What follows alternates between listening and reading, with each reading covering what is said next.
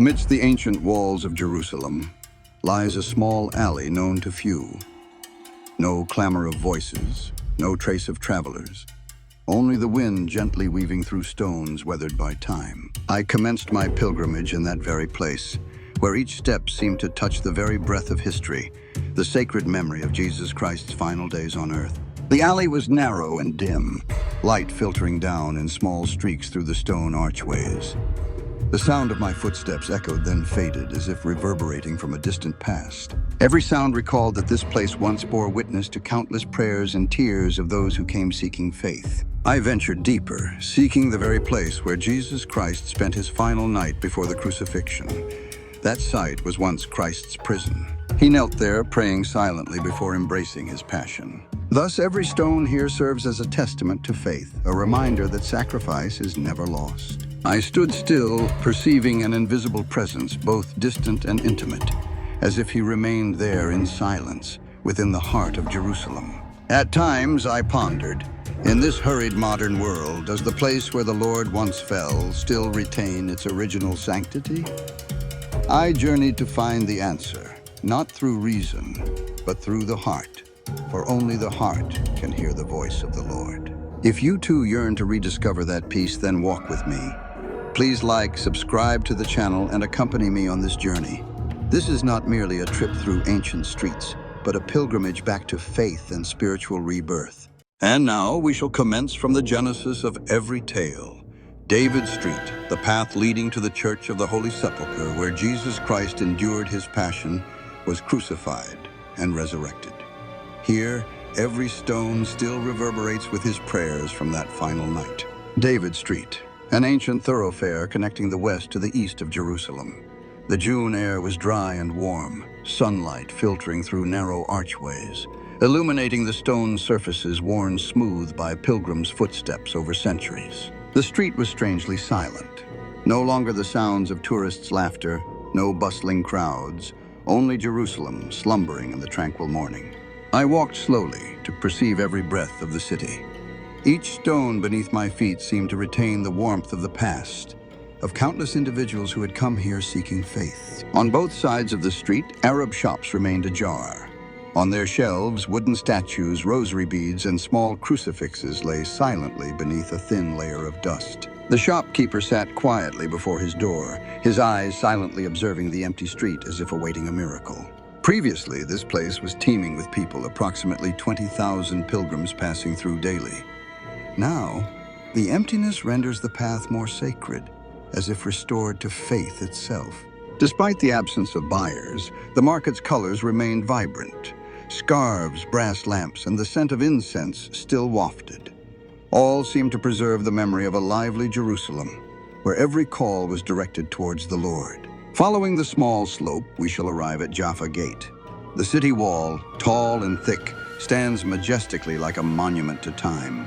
Ahead lies King Herod's fortress, a former symbol of power, now reduced to silent solemnity. The Byzantines once mistakenly called this place the City of David, and that name persists to this day.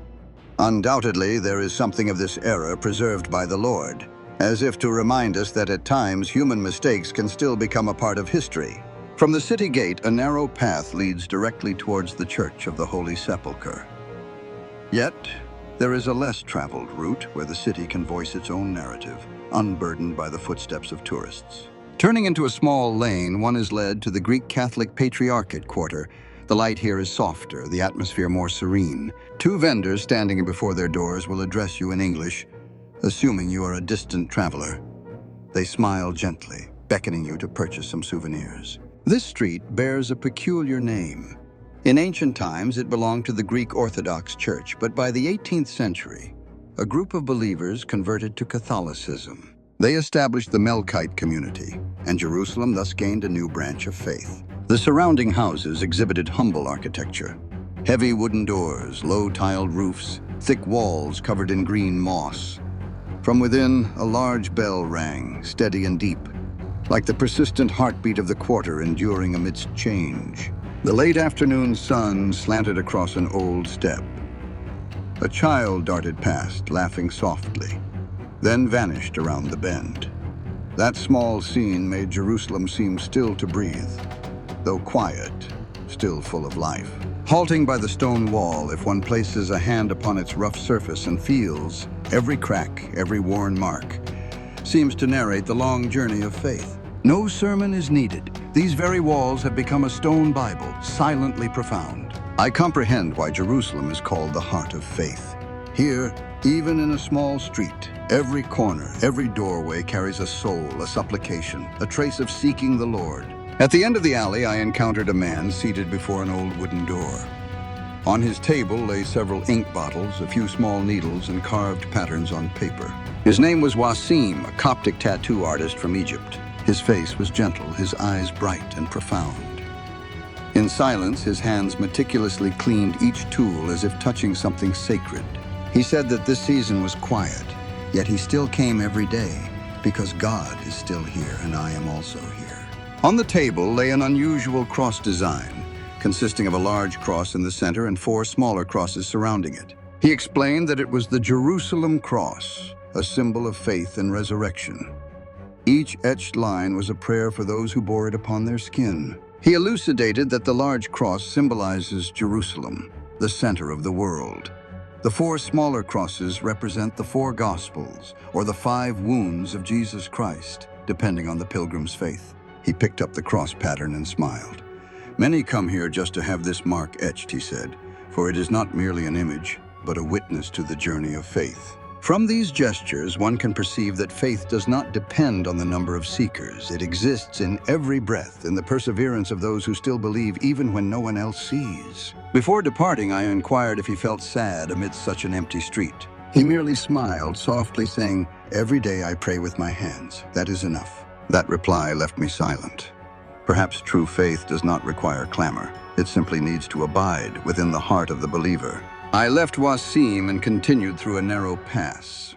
The air grew cooler, the scent of incense subtly carried on the wind. This was the Coptic Quarter, where Egyptian Christians have lived and prayed for centuries. The small street seemed to shrink between thick stone walls. Light was barely sufficient to illuminate a slender path where footsteps echoed, then quickly dissolved into silence. Each house here was low, with intricately carved wooden doors, and on every doorway, I again saw the small iron etching of the Jerusalem cross. At the corner of the street, St. Mary Monastery appeared. Its black iron gate stood ajar, and from behind it came the steady chanting of nuns reciting morning prayers. The sound resonated like a gentle lullaby, causing my steps to halt. Around lay a few houses with collapsed roofs and crumbling walls, yet small flower pots adorned the windows. The people here were poor, but their meticulous care for every small corner imbued the quarter with a distinct soul, a resilient and gentle spirit. An elderly man passed by, holding a darkened wooden rosary in his hand. He nodded a greeting to me, his smile gentle like the day's fading light.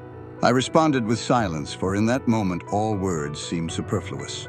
The Copts constitute a very small fraction of the local population, yet they have never vanished. Amidst an ever-changing city, they maintain their custom of morning and evening prayers, still light candles on Easter, still believe that the Lord hears every whisper. I delved deeper, observing a handwritten inscription on the wall. God is love. 3 simple words, yet enough to imbue the entire space with warmth. Beneath that inscription, someone had rewritten the same sentiment in Arabic, English, and Hebrew. 3 distinct languages, all converging towards a single, unique God. I stood still for a long time. Amidst this confluence of religion, culture, and humanity, those words were like an unextinguished candle, a reminder that love knows no boundaries, and the Lord resides in every word, every loving heart. From the Coptic Quarter, I followed a small alley leading to the St. George Quarter. The space widened, light streaming obliquely through old arches, reflecting a warm yellow hue onto the stone walls. Here, Jerusalem unveiled another chapter of faith. High above, the image of St. George appeared, carved onto a large wall section. He sat upon a white horse, spear in hand, his gaze resolute. Though the wall bore the fading colors of time, his majestic demeanor remained undiminished. The locals recounted that centuries ago, when Islam did not permit the public display of crosses, believers used the image of St. George in lieu of the Lord's symbol. he became a reminder that faith can change form, but never vanishes. I paused beneath that wall, gazing for a long time. In the deeply etched eyes of St. George, I perceived the steadfast perseverance of those who upheld their faith amidst upheaval. They did not resist openly, but silently preserved their faith, like one shielding a candle flame in the wind. On a small window, an iron sign bore the inscription, "God is love." That phrase appeared once more as a gentle affirmation amidst all differences. Beneath it, someone had faintly written in chalk, "Love is enough." I looked around, seeing several children playing in front of the churchyard. A little girl paused, pointed at the statue of St. George, and smiled. In that moment, I realized that faith resides not only in prayer, but also in the innocent joy of living. The church bell rang out. Its sound spread throughout the alley, touching every tiled roof, every window, then gradually dissolved into the air. Everyone paused, listening silently. In Jerusalem, people may differ in religion, yet they share a common yearning: to be loved, to be forgiven, to live in peace. Faith does not divide humanity. It is humanity itself that has forgotten faith is born of love. From the St. George Quarter, I proceeded towards the Christian Quarter, where the path began to narrow between ancient stone walls. The air gradually thickened with the scent of incense, signaling my approach to the city's most sacred site. Beneath my feet, the ancient stone pavement gleamed in the sunlight, its flat bricks worn smooth by the marks of time. It is said that this roadbed dates back to the 2nd century, when Jerusalem was still built more by faith than by brick and stone. High above, a row of colorful umbrellas hung suspended. These umbrellas seemed to retain a touch of cheer for the old street. And I suddenly thought, perhaps even in a holy place, humans still wish to leave a trace of hope's vibrant hue. The scent of incense grew stronger as I turned left onto St. Helena Street. Ahead, the bell tower of the Church of the Holy Sepulchre had appeared. The cooing of doves echoed somewhere on the roof, blending with my footsteps, soft as an unspoken prayer. Before reaching the church entrance, I observed the Mosque of Omar, a small sanctuary situated directly opposite. It is recounted that when Caliph Omar visited this place, he was invited to pray inside the church. But he refused, fearing that Muslims would later claim the church as their own. Instead, he knelt outside. On the very spot where he bowed his head, this mosque was erected. That story caused me to pause. Amidst history's conflicts, there still exist moments of respect and human kindness. Perhaps it is precisely this that constitutes Jerusalem's true beauty, a place where faith is not only preserved, but also shared. Drawing closer to the Church of the Holy Sepulchre, its grand wooden doors were dark, the stone archway intricately carved. The church's facade dates to the 12th century, yet its spirit has endured since the 4th. Destroyed and resurrected countless times, it still stands, a testament to the power of resurrection. Upon stepping through the threshold, the air within the church was cool and heavy with the scent of incense. The flickering candlelight reflected on the stone walls, making the space seem to breathe. Every breath slowed, for this place was not for haste. This is the place where Jesus Christ was crucified, died, was buried, and rose again. Every symbol, every wall, every gaze is directed towards that truth. It is no longer an ancient tale, but a reality still unfolding within the heart of every believer.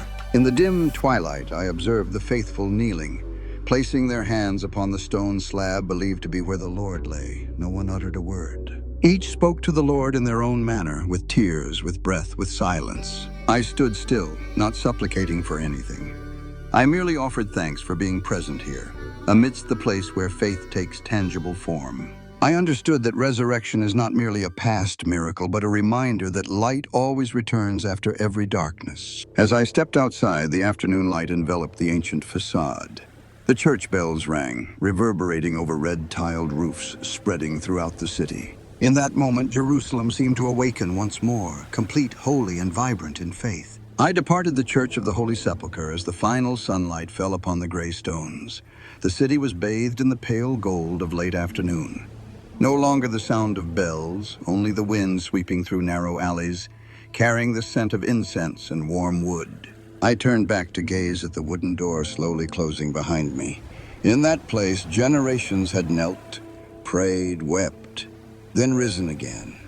In that place, Jesus Christ had passed through death to open up life.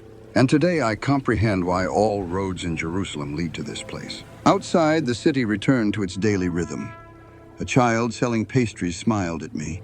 An elderly person slowly pushed a cart past. Amidst that simple daily life, I realized holiness resides not only within the church, but also in every small human gesture. I walked back towards Jaffa Gate. On the path I had traversed that morning, everything seemed entirely different. When you first arrive in Jerusalem, you see walls. But upon departing, you realize you yourself have been transformed. This city promises nothing. It merely invites you to slow your pace. Every street, every bell chime, every ray of sunlight serves as a reminder that the Lord is still among us, not above, but right within every step. I paused once more at the beginning of David Street, where the journey had commenced. There was no singing, no crowd, only the surrounding stillness. In that quietude, I heard something very faint. Perhaps the voice of my own heart, or perhaps the voice of the Lord. I understood that pilgrimage is not merely about arriving at a destination, but about returning to oneself. Every step is a prayer, every breath a rebirth. Jerusalem is not merely a city, but an invitation to faith, gentle, enduring, and boundless. If you have ever felt your faith seemingly fading, try walking this path again. No crowds are needed, no singing. With just a heart willing to believe, Jerusalem will whisper to you. Thank you for accompanying me on this journey. A journey of stone, of wind, of light, and of faith. If you wish to continue such travels, please subscribe to the channel, like, and walk with me to other lands where every step is a new prayer. I softly bid farewell. Behind me, the city gradually receded into the twilight. Before me, the road opened in tranquility. I knew that no matter how far I traveled, I was still on the Lord's path, the path leading to resurrection and to peace.